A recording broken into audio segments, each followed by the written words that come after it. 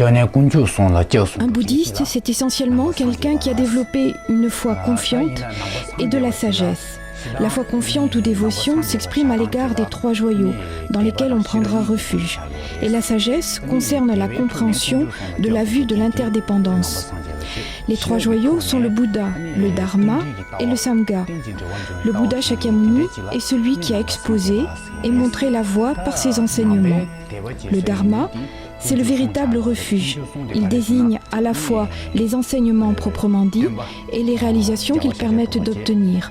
Ou en d'autres mots, la voie qui mène à la cessation de la souffrance et la cessation de la souffrance proprement dite.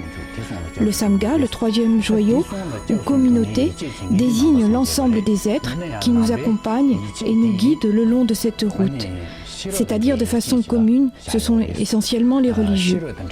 De façon générale, on dit que celui qui a développé une foi confiante et qui a pris refuge dans ces trois joyaux, que sont le Bouddha, le Dharma et le Sangha, est un bouddhiste. Mais de façon plus précise, cette foi confiante n'est pas suffisante. Elle doit être combinée à la sagesse pour que l'on puisse véritablement parler de bouddhiste. C'est le développement de cette dévotion aux trois joyaux, allié à la sagesse, qui fait véritablement d'une personne un bouddhiste.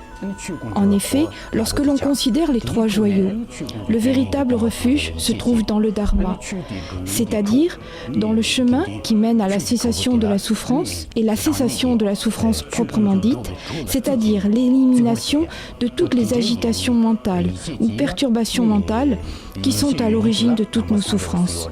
Il convient donc de réfléchir à la nature de la souffrance, à son origine, à l'éventualité d'un moyen de l'éradiquer. Il faut procéder à une analyse. Finalement, existe-t-il un état sans souffrance? Et quel est le chemin qui y conduit? Connaître ce chemin. L'ensemble de ces réflexions est primordial. Donc finalement, un bouddhiste, c'est une personne qui développe une foi confiante, qui l'amène à prendre refuge dans les trois joyaux. Mais il est important de comprendre cette foi comme étant intimement liée à la sagesse. Bien sûr, lorsqu'une personne est élevée dans une famille bouddhiste, elle développera naturellement une dévotion à l'égard des trois joyaux. Et l'on peut donc parler d'une personne bouddhiste. Mais malgré tout, cette simple dévotion à l'égard des trois joyaux n'est pas suffisante. Elle doit absolument être basée sur une analyse, un raisonnement. En d'autres mots, elle doit être imprégnée de sagesse.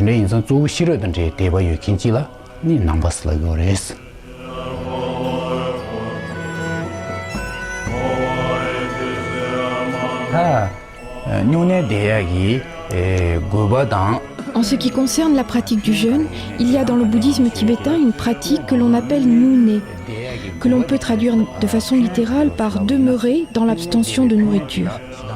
Cette pratique est donc un engagement à stopper la consommation de nourriture. Elle comporte deux types de bénéfices, à court terme et à long terme. Les bénéfices à court terme sont extrêmement nombreux. On dit qu'en respectant cette éthique d'abstention de nourriture, pendant une certaine période, on obtient de bonnes renaissances dans le futur, c'est-à-dire une renaissance en tant qu'être humain ou être céleste. Cette pratique permet également de purifier les karmas négatifs, c'est-à-dire les potentialités négatives déposées sur notre courant de conscience par les actes négatifs commis dans les vies antérieures. Par acte négatif, on entend les actions qui ont causé du tort à autrui. Cette purification s'effectue par rapport aux actes que l'on a pu commettre par ce que l'on appelle les trois portes, c'est-à-dire le corps, la parole et l'esprit. Cette pratique de jeûne suscite également des conditions favorables pour le développement de sentiments bons, comme la compassion, la bienveillance, la sagesse. Si les qualités sont ainsi développées au niveau de l'esprit, il en est de même au niveau du corps et de la parole, qui deviennent plus harmonieux. Dans nos vies antérieures, nous avons sûrement commis de nombreux actes négatifs, c'est-à-dire des actes qui causent du tort à autrui. Et on dit que ces actes sont forcément rétribués par la souffrance pour nous-mêmes. Donc si nous n'arrivons pas à purifier le karma ainsi accumulé, c'est-à-dire ces potentialités déposées par ces actions sur notre courant de conscience, nous serons donc amenés dans le futur à faire face à des situations difficiles, douloureuses. Dans un contexte bouddhiste, on parle notamment de renaissance infortunée, par exemple en tant qu'animal.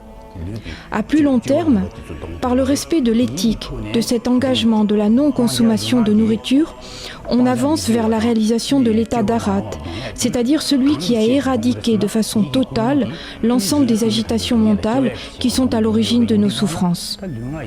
En ce qui concerne la façon dont ce jeûne de Nyuné était accompli au Tibet, il s'agissait essentiellement d'une pratique collective, accomplie lors des grandes fêtes bouddhiques, comme par exemple lors de l'anniversaire de naissance du Bouddha Shakyamuni, lors de l'anniversaire de sa réalisation de l'état de Bouddha, ou lors de l'anniversaire du jour où il passa en nirvana, c'est-à-dire lorsqu'il quitta ce monde. La durée du jeûne n'est pas fixée. C'est à chacun de décider par rapport à ses propres capacités. C'est au minimum 1 jour, mais cela peut être 2 jours, 3 jours ou même beaucoup plus. En général, cela se fait donc de façon collective, mais il est également possible de le faire seul chez soi. Lorsqu'on s'engage dans ce jeûne, outre l'abstention de nourriture, il y a 8 règles à respecter. Ne pas tuer, on dit littéralement ne pas prendre la vie d'un être vivant. Ne pas voler, avoir une attitude correcte, ne pas mentir, ne pas consommer d'alcool ou de vin, ne pas faire de musique ou danser, ne pas utiliser de parfum ou mettre des ornements, ne pas s'asseoir sur des sièges élevés. Cela est complété par l'abstention de parole. Le but de tous ces engagements est de discipliner ou de maîtriser les actes au niveau du corps, de la parole et de l'esprit. De façon idéale, lorsqu'on s'engage dans ce jeûne, on doit développer une bonne motivation, c'est-à-dire qu'il ne convient pas de pratiquer le jeûne pour son intérêt personnel, seulement pour soi-même. La bonne motivation, c'est d'aspirer à œuvrer pour l'ensemble de tous les êtres, et d'essayer pour cela d'acquérir une bonne maîtrise ou discipline de son corps, de sa parole et de son esprit. S'abstenir de causer du tort à autrui et accroître un sentiment altruiste est en effet le meilleur moyen de protéger les êtres de la souffrance. C'est la raison pour laquelle, lors de ces périodes de jeûne, on cherche à cultiver la compassion, la bienveillance, la patience, l'esprit d'éveil ou aspiration à réaliser l'état de Bouddha pour pouvoir aider tous les êtres.